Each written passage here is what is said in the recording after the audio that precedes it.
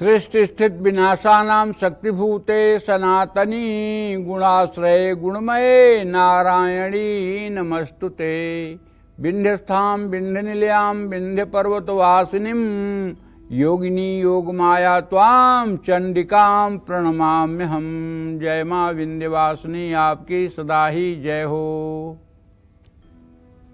नमस्कार, आप देख रहे हैं नवरात्रि स्पेशल काल चक्र। जय माता दी। मैं हूं आपके साथ अंजलि आनंद और मेरे साथ हैं प्रश्न कुंडली विशेषज्ञ पंडित सुरेश पांडे जी। बहुत बहुत स्वागत है पंडित जी आपका। धन्यवाद। अष्टमी नवमी पर कैसे करें कन्या पूजन, कैसे पाएं नवरात्रि का पूरा फल, जानने के लिए देखिए नवरात्रि स्पेशल काल चक्र। जय माता दी।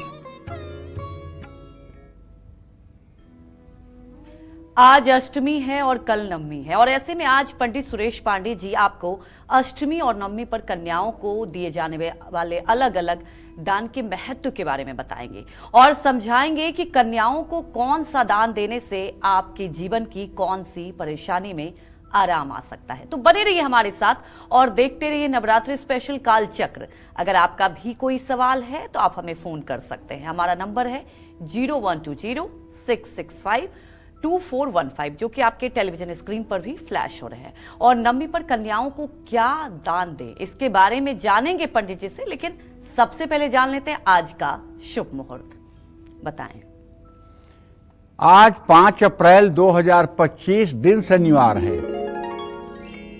आज चैत्र शुक्ल पक्ष की अष्टमी तिथि शाम 7:26 तक है। इसके बाद नवमी तिथि शुरू हो जाएगी।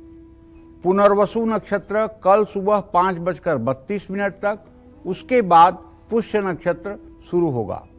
अतिगंड योग रात 8:03 तक, उसके बाद सुकर्मा योग शुरू होगा।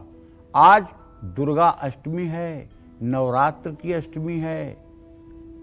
आज मां महागौरी के पूजा का विधान है। आज के कुछ अशुभ मुहूर्त भी हैं रोज की तरह। जैसे शनिवार है तो राहु काल रहेगा सुबह 9 बजे से 10:30 बजे तक, और यमगंड काल रहेगा दोपहर 1:58 से 3:33 तक। इन अशुभ समयों में किसी नए कार्य का शुभारंभ नहीं करना चाहिए। जय मां विंध्यवासिनी। तो आज का काल चक्र आप सबके लिए बेहद ही महत्वपूर्ण है, क्योंकि आज पंडित जी आपको कन्या पूजन से जुड़ी हर वो उपाय बताएंगे, हर वो नियम बताएंगे। क्योंकि जब भी आप नवरात्रि का पूजन करते हैं, कन्या पूजन का एक विशेष महत्व होता है। लेकिन मैं अपने दर्शकों को एक महत्वपूर्ण बात ये भी बता दूं, और ये खुशी की भी बात है, और आप सबके प्यार से ही ये संभव हो पाया। कल ही काल चक्र ने 14 साल पूरे किए, और ये सब यही हो पाया, बस इसी वजह से हो पाया क्योंकि आप सबने प्यार दिया, आप सबने हमेशा सपोर्ट किया। और हमारे पास कई ऐसे वीडियो मैसेज भी आ रहे हैं, लोग अपना प्यार भेज रहे हैं, क्योंकि ये देखिए हम सबके लिए महत्वपूर्ण हो जाता है दर्शकों का प्यार, उनका मैसेज। कल भी हमने दर्शकों को दिखाया था, कुछ उनके वीडियो मैसेज आए थे, लेकिन समय की कमी की वजह से कुछ वीडियो हम नहीं ले पाए थे। और आज भी वो वीडियो मैसेज लेंगे। आगे भी उनके कुछ जो प्यार भरे मैसेज आए हैं वो हम कालचक्र में दिखाएंगे, क्योंकि सिर्फ आपके प्यार की वजह से ही 14 साल बेमिसाल कालचक्र ने पूरे किए हैं। और आगे अब चर्चा को भी बढ़ा लेते हैं, और सबसे पहले पंडित जी से जानेंगे कि नवरात्रि की नवमी पर कन्या पूजन के सबसे शुभ मुहूर्त क्या हैं, ये जानते हैं और समझते हैं। बताएं पंडित जी। देखिए, नवरात्र की नवमी पर कन्या पूजन का जो मुहूर्त है वो चर लग्न में कल सुबह 7:40 से सुबह 9:15 तक का है। लाभ लग्न जो है वो सुबह 9:15 से 10:49 तक है, और शुभ लग्न जो है दोपहर 1:58 से 3:33 तक है। इसमें जो लोग 9 दिन का व्रत करते हैं, जो लोग 9 दिन का अनुष्ठान करते हैं, उन्हें कुमारी पूजन करना चाहिए। लेकिन दिल्ली, पंजाब, हरियाणा आदि राज्यों में जो मैं देख रहा हूं, अष्टमी पूजन का बड़ा महात्मा है। दिल्ली में, पंजाब में, हरियाणा में अष्टमी के दिन कन्या पूजन करने का एक प्रचलन है।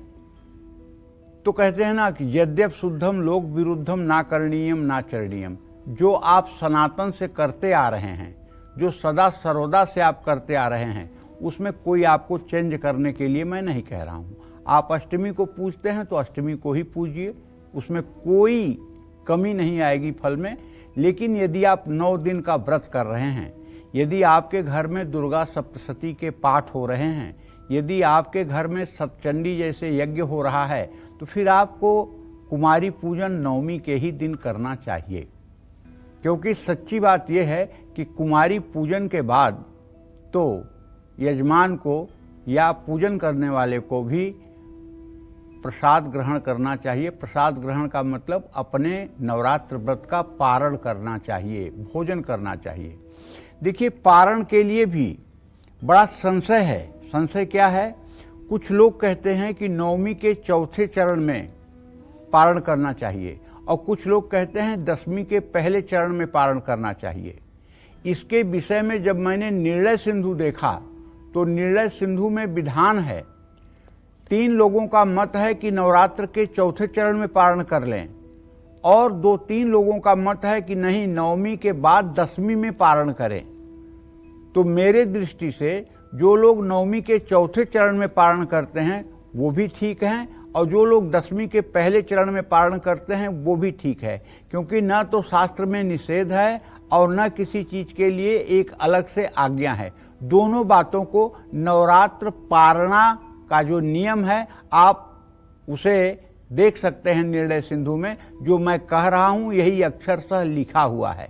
इसलिए नवरात्र के चौथे चरण में भी पारण हो सकता है और 10वीं के पहले चरण में भी पारण हो सकता है। जय मां विंध्यवासिनी।